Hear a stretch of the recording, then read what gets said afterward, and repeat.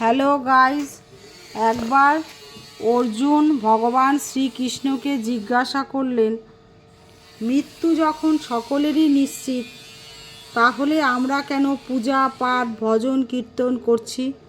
আর যে মানুষটি ভোগ বিলাস আনন্দ স্ফূর্তিতে মগ্ন, তারও তো মৃত্যু হবে।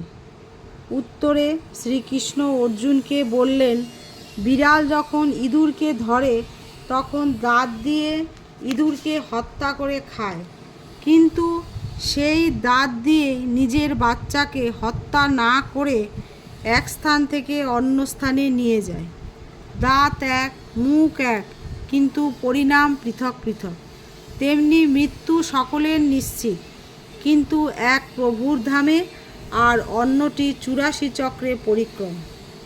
এই কথা শুনে পাগা একটা গীতার সুন্দর শ্লোক বলছে, আপনারা সবাই শুনুন পাগা কি বলছে। शरीरं क्षणभङ्गुरं मृत्युर्निश्चितं हि नित्यतः भज गोविन्दं मनसा मोक्षमार्गं सुलभं कुरु